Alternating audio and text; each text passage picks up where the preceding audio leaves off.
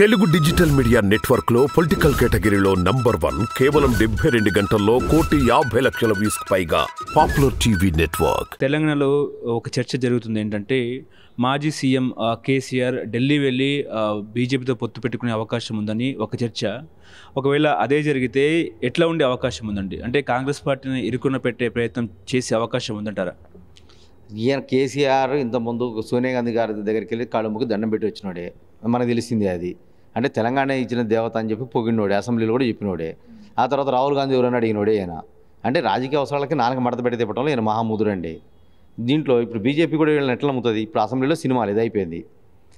వాళ్ళ గవర్నర్ని పెట్టేస్తే గవర్నర్ని అవమానించే ఈయన లోపాయికార ఒప్పందాల మేరకు అన్ని చేశారు ఈ 10 ఏళ్ల పాటు. ఇప్పుడు భాజపా మేము సీరియస్గా ఉన్నామని చెప్పుకోవాలంటే డెఫినెట్గా వాళ్ళ యాక్షన్ తీసుకోవాల్సిందే.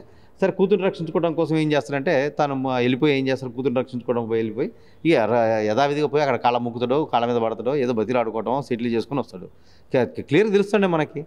ఈయన ఢిల్లీ వెళ్ళి ఏం చేస్తాడు? ఢిల్లీ వెళ్ళి ఆయన ఏం చేయగలుగుతాడు? ఇప్పుడు ఆయన ఉన్నప్పుడు ప్రధానమంత్రి రాష్ట్రానికి వస్తే ఆయన వచ్చిండా? ప్రోటోకాల్ ప్రకారం కలవడానికి వచ్చిండా? ఇప్పుడు ఎందుకు పోతుందంటే వ్యక్తిగత అవసరాలు.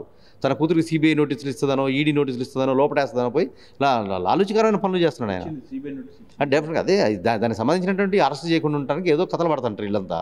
లేదు అరెస్ట్ చేస్తే ఎంతవరకు లాభాలు ఉంటాయి అన్నది బేరీజ్ వేసుకుంటారు. ఇప్పుడు ఎప్పుడు లేని కవిత అక్క ఇప్పుడు వచ్చి ఎందుకు మాట్లాడుతుంది మీడియా ముందుకి? ఇంతకుముందు మాట్లాడలేదే, అసెంబ్లీ ఎన్నికల ముందు మాట్లాడలేక అట్లా.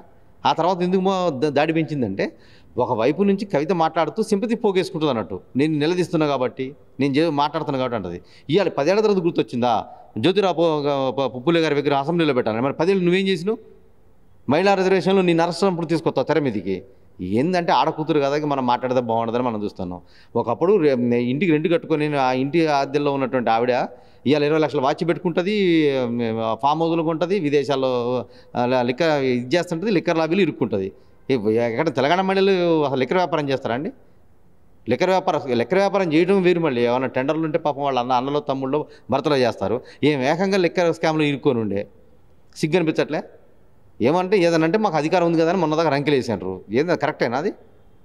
ఏం దోచుకున్నారండి తెలంగాణని? ఇవన్నీ కథలు చెప్తున్నారు. ఏ స్కీమ్లో దోచుకోలేదు చెప్పండి, మన ఆధారాలు బయటికి ఇద్దాం. ఇప్పుడు హరీష్ రావు చెప్తున్నారు తెలంగాణలో ఏనాడు కూడా తెలంగాణ ఉద్యమం చేపట్టిన వ్యక్తి, అలాగే తెలంగాణ వాదులపై తుపాకులు ఎక్కుపెట్టిన వ్యక్తి, మొన్న ముఖ్యమంత్రి అయినా కూడా ఇప్పటిదాకా అమరవీరుల స్థూపానికి నివాళులు అర్పించిన వ్యక్తి మన ముఖ్యమంత్రి అని చెప్పేసి హరీష్ రావు వ్యాఖ్యలు ఎట్లా చూస్తారండి? ఆయనకి కొద్ది గొప్ప నాకు హరీష్ రావు మీద రెస్పెక్ట్ ఉండే. ఈ మధ్య అసెంబ్లీలో మాట్లాడుతున్నప్పుడు శ్వేతపత్రాలు అప్పుడు ఏను చూస్తుంటే ఏమనిపిస్తుంది అంటే కొంచెం దిమాగ్ పోయిందని అర్థమవుతుంది. అధికారం పోయింది, దిమాగ్ కూడా పోయింది. అసలు రేవంత్ రెడ్డి గారు ఎన్నిసార్లు అమరవీరుల స్థూపం దగ్గరికి వచ్చారో నా దగ్గర వీడియోలు ఉన్నాయి. మరి బయట పెట్టమంటే బయట పెడతా. మరి ఏం కథలు చెప్తున్నాయి, ఈయన సోచి చెబుతున్నాయి. ఆయన అమరవీరుల స్థూపం దగ్గర ఛాలెంజ్ చేసి రాలేదా? అప్పుడు మీ మొఖాలు ఎక్కడ పెట్టుకున్నారు? ఇవన్నీ నడుస్తున్నాయి ఇవన్నీ. సరే, మనం ఇంకొక విషయానికి వచ్చినప్పుడు మనం ఏంటంటే మనం మాట్లాడుకునేది ఇప్పుడు రేవంత్ రెడ్డి గారు వచ్చారు. మరి నీ ప్రభుత్వంలో నువ్వేం చేసినావు? నీ పక్కనుంది ఎవరు? తెలంగాణ ఉద్యమం నడిచినప్పుడు ఉస్మానియా యూనివర్సిటీ విద్యాలయం తరిమి కొట్టినటువంటి దానం నాగేంద్ర ఖైరతాబాద్ ఎమ్మెల్యే నువ్వు పక్కన పెట్టుకోలే? నీ పక్కన ఉన్న మంత్రులందరూ కూడా తెలంగాణను వ్యతిరేకించినోడు కాదు. ఏం మాట్లాడతాడు? ఏదన్నా అధికారం కోల్పోయిన తర్వాత కొంచెం ఫ్రస్ట్రేషన్ ఉంటుంది. ఫ్రస్ట్రేషన్ ఉంటే ఉండనియండి, కానీ ఎదుటి వాళ్ళ మీద ఏదో గుడ్డగాల్సి మీద వేస్తానంటే ఎట్లా? నువ్వు 15 రోజులకి నువ్వు ప్రభుత్వాన్ని గురుస్తా అంటావు, 4 రోజులకు వచ్చి కడియం శ్రీరావుతో నువ్వు చెప్పిస్తావు. ఇది కరెక్టేనా? ఇవి అంటే ప్రజలకు ఓటు హక్కుకి నీకు విలువ లేదు. ఇక ప్రజలు ఇచ్చిన గౌరవాన్ని మీరు గౌరవించరు. అరే, ప్రజలు మీకు ప్రతిపక్ష స్థానం ఇస్తే మేము తీసుకొచ్చి ఎందుకు కూర్చోబెట్టలే? కేసీఆర్ ఎందుకు రావట్లే? ముఖం ఎందుకు చాటేస్తున్నాడు? ఇవన్నీ చేతగానే మాట్లాడుతూ ఏం చేస్తున్నారు అంటే ఎవరు మాట్లాడలేరు, ఇవన్నీ గుర్తించలేరు అనుకుంటున్నారు. ఇవన్నీ నిలదీసే ప్రజలు నిలదీస్తున్నారు, ప్రతిరోజు చూస్తున్నారు వినోదాన్ని. కనిపిస్తూనే ఉండే మీరు చేసిన తప్పులన్నీ ఒకదాని తర్వాత ఒకటి వస్తుండే. అది చివరి మేడిగడ్డ కూలిపోతే దాన్ని ఎవరో విద్రోహ చర్య జరిగింది, అక్కడ బాంబులు పెట్టి బేసితో కూలిస్తుందని చెప్తున్నారు. సిగ్గుందా? మరి నువ్వు అప్పుడు నువ్వేగా మినిస్టర్వి, మరి నీకు ఎంత ముడుపులు ముట్టినాయి? వస్తాయిగా రేపు అయినా బయటకు వస్తాయిగా.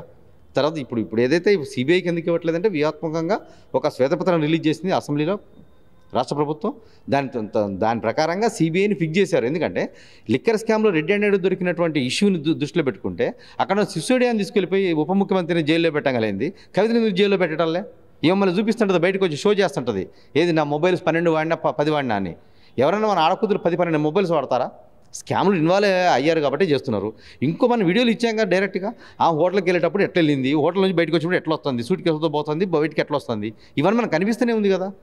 ఎందుకంటే మనం ఏం చేస్తాం సిబిఐకి ఇస్తే మన మేడిగడ్డ ప్రాజెక్ట్ కూడా కాళేశ్వరం ప్రాజెక్ట్ కూడా ఇస్తే లిక్కర్ ల్యాబీలో ఎట్టయితే తప్పించారో ఇట్లా తప్పించుకోవడానికి వీళ్ళు ట్రై చేస్తారు. అందుకనే వీళ్ళని అసెంబ్లీ సాక్షి బుక్ చేయాలి, ముందు ఫ్రేమ్ ఫిక్స్ చేశారు, శ్వేతపత్రం ఇచ్చారు, ఎన్ని వేల కోట్ల నష్టం జరిగిందన్నది ఇచ్చారు, క్లియర్ కనిపిస్తుంది కదా.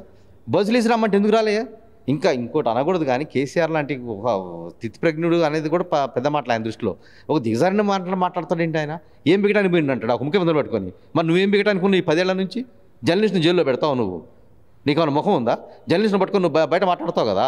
ఇప్పుడు అప్పుడు మాట్లాడింది ఒక 10 మంది ఉన్నాం, ఏది వచ్చినా ఎదుర్కోవడానికి సిద్ధంగా ఉన్నాం. ఇప్పుడు కనీసం 10,000 మంది జర్నలిస్టులు మాట్లాడతారు బయటకు వచ్చి. అది ఎందుకంటే పరిస్థితులు మారినాయి. మీరు కూడా అర్థం చేసుకోండి. ప్రజలు మార్పు కోరుకున్నారు, వీళ్ళకి ఒక అవకాశం ఇవ్వండి, ఒక 6 నెలలు 1 ఇయర్ టైం ఇవ్వండి. వాళ్ళు ఏం చేస్తారో చూడండి. మంచి చేస్తే మంచి అని చెప్పండి, చెడు చేస్తే చెడు అని చెప్పండి. అది మీ బొద మీద పెట్టుకుంటారు, డబ్బులు సంపాదించుకొని మేడిగడ్డ మీద డ్రా చేసే డబ్బులు. ఏ స్కామ్ జరగలేదని చెప్పండి. వాళ్ళ బీసీలకు ఏం చేసినారు? మనం గొర్రెల పథకం అనే గొర్రెల పథకంలో ఫైల్ మాయం చేసి ఫైల్ గాలి చేసే ఎన్ని చేశారు మీరు అక్రమాలు? ఎక్కడికి పోతున్నాయి ఇవన్నీ? మనం అన్నీ ఆలోచించుకోవాలి. ఎందుకంటే మనం ఒక స్థితి ప్రజ్ఞతో మాట్లాడేటప్పుడు ప్రభుత్వంలో మనం ఉన్నాం 10 ఏళ్ల పాటు, మనం ఏం చేసినాం. ఇప్పుడు కొత్త ప్రభుత్వం వచ్చింది, వాళ్ళు ఏం చేయబోతున్నారు? వేచి చూడండి కొంచెంసేపు. ఏమీ లేకుండా మీ ఇష్టం వచ్చినట్టు మాట్లాడతారా? ఇది తప్పిది.